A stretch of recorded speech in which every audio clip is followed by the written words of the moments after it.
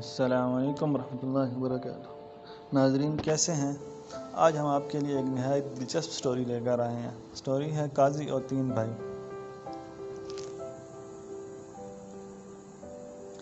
کہتے ہیں کہ ایک آدمی تھا، اس کے تین بیٹے تھے اور تینوں کا انعام عبداللہ رکھا ہوا تھا۔ وقت کے ساتھ ساتھ جب وہ شخص کی مال و مرگ ہوا تو اس نے اپنے مال و دولت تقسیم کرنے کے لیے اپنے تینوں بیٹوں کو بلوایا اور کہا کہ عبداللہ کو وراثت ملے گی، عبداللہ کو وراثت نہیں ملے گی، عبداللہ کو وراثت ملے گی۔ اس کے ساتھ ہی اس کی روح قبض ہو گئی۔ یہ خود تو فوت ہو گیا مگر اپنے بیٹوں کو حیرت میں ڈال گیا کہ کیسے فیصلہ کریں کہ کن دو عبداللہ کو وراثت ملے گی اور کسی ایک کو نہیں ملے گی۔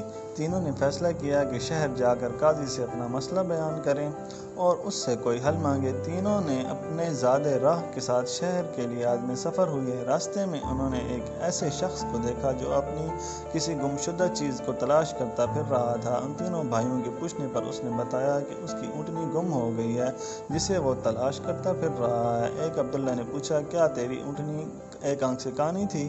اس آدمی نے کہا، ہاں ایسا ہی تھا۔ دوسرے عبداللہ نے پوچھا، کیا تیری اونٹنی ایک ٹانگ سے لنگڑی تھی؟ تو اس آدمی نے جلدی سے کہا، بالکل صحیح، میری اونٹنی واقعی ایک ٹانگ سے لنگڑی تھی۔ تیسرے عبداللہ نے اونٹنی کے مالک سے پوچھا، کیا تیری اونٹنی کی دم کٹی ہوئی تھی؟ تو اس نے خوشی سے کہا، بالکل ٹھیک، میری اونٹنی کی دم بھی کٹی ہوئی تھی، بس اب جلدی سے بتا دو میری اونٹنی کہاں ہے؟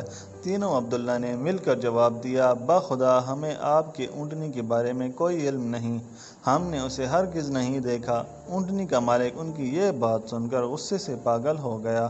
اس نے فیصلہ کیا کہ ان تینوں کو کھینچ کر قاضی کے پاس لے جائے گا۔ اسے پورا یقین تھا کہ اس کی اونٹنی کو یہ تینوں ذبح کر کے کھا چکے ہیں اور اب اپنے جرم کو چھپانے کے لیے جھوٹ بول رہے ہیں۔ اونٹنی والے نے جب تینوں کو اپنا ارادہ بتایا تو انہوں نے کہا، ہمیں کوئی اعتراض نہیں کیونکہ ہم خود بھی قاضی کے پاس ہی جا رہے ہیں۔ یہ چاروں قاضی کے پاس پہنچے تو اونٹنی والے نے قاضی سے اپنا قصہ بیان کیا۔ قاضی نے ان تینوں سے کہا کہ جس طرح تم تینوں نے اونٹنی کی نشانیاں بتائی ہیں اس کا ایک ہی نتیجہ نکلتا ہے کہ اونٹنی تم تینوں کے پاس ہے۔ بہتر ہے کہ تم اپنے جرم کا اعتراف کر لو۔ پہلے نے کہا، جناب عالی، ہم نے اونٹنی تو نہیں دیکھی تھی، ہاں البتہ اونٹنی کے آثار ضرور دیکھے تھے۔ جب میں نے اسے کہا تھا کہ تیری اونٹنی ایک آنکھ سے کانی ہے تو میں نے دیکھا تھا کہ راستے کے ایک طرف کا گھاس تو خوب چرا ہوا تھا مگر دوسری طرف کا ویسے ہی باامان موجود تھا۔ اس کا ایک ہی مطلب تھا کہ اس شخص کی اونٹنی ایک آنکھ سے کانی رہی ہوگی۔ دوسرے عبداللہ نے کہا، میں نے دیکھا تھا کہ راستے میں 3 قدم تو گہرے لگے ہوئے ہیں جبکہ چوتھا قدم زمین پر معمولی پڑا ہوا تھا، جس کا مطلب بس اتنا ہی بنتا تھا کہ یہ جانور لنگڑا بھی تھا۔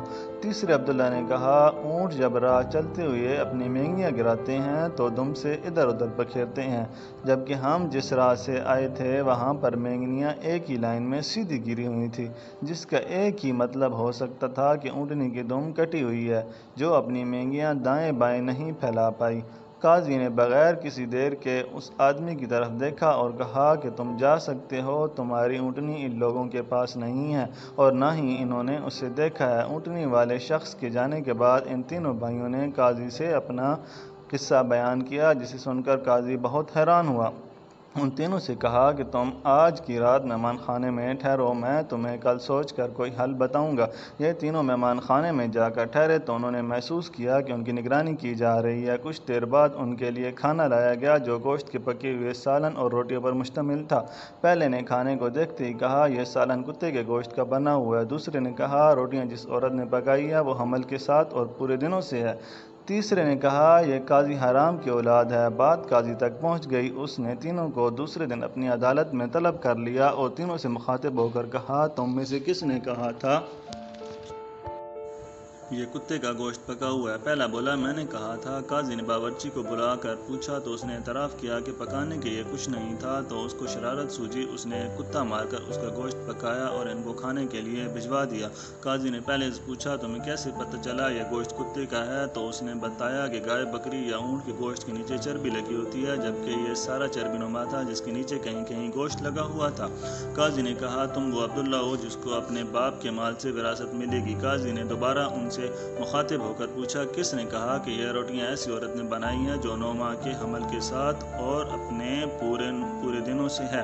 جواب میں دوسرے نے کہا، میں ہوں جس نے یہ کہا تھا۔ قاضی نے پوچھا، تمہیں کیوں کر یہ لگا؟ تو اس نے کہا کہ میں نے دیکھا روٹیاں ایک طرف سے پھولی ہوئی خوب پکی ہوئی تو دوسری طرف سے کچی اور موٹی رہ گئی ہیں۔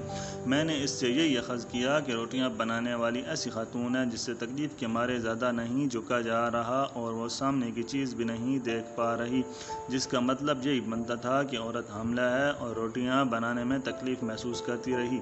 قاضی نے اس دوسرے سے بھی کہا کہ تم وہ عبداللہ ہو جسے اس کے باپ کے ترکہ سے وراثت میں حصہ ملے گا۔ پھر قاضی نے تینوں سے مخاطب ہو کر پوچھا، یہ کس نے کہا تھا کہ میں ولد الحرام ہوں؟ تیسرے نے جواب دیا کہ یہ میں نے کہا تھا۔ قاضی اٹھ کر اندر گیا اور اپنی ماں سے پوچھا، کیا یہ سچ ہے کہ وہ حرامی ہے؟ تو اس کی ماں نے کہا، یہ سچ ہے کہ تم حرام کے ہو۔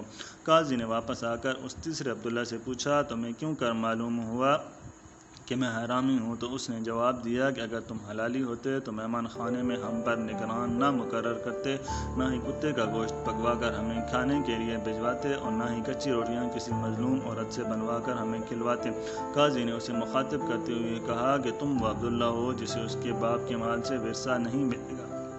تیسرے نے حیرت کے ساتھ قاضی کو دیکھا اور پوچھا، مگر ایسا کیوں ہے؟ قاضی نے کہا، کیونکہ ایک حرامی ہی دوسرے ولد الحرام کو ٹھیک ٹھیک پہچان سکتا ہے اور تم بھی میرے طرح حرام کی اولاد ہو۔ وراثت پانے والے دونوں عبداللہ اپنی ماں کی طرف لوٹے اور دریافت کیا کہ ہمارے تیسرے بھائی کا کیا ماجرا ہے؟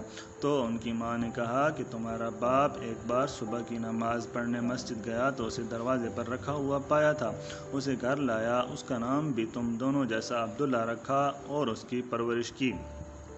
جی تو ناظرین، ایسی ہوتی ہیں عربوں کی حکایتیں جس میں حکمت کے درس ہوتے ہیں۔ امید کرتا ہوں آپ کو آج کی سٹوری پسند آئی ہوگی۔ مزید ایسی سٹوریز کے لیے ہمارے چینل کو سبسکرائب کریں۔ شکریہ، اللہ حافظ۔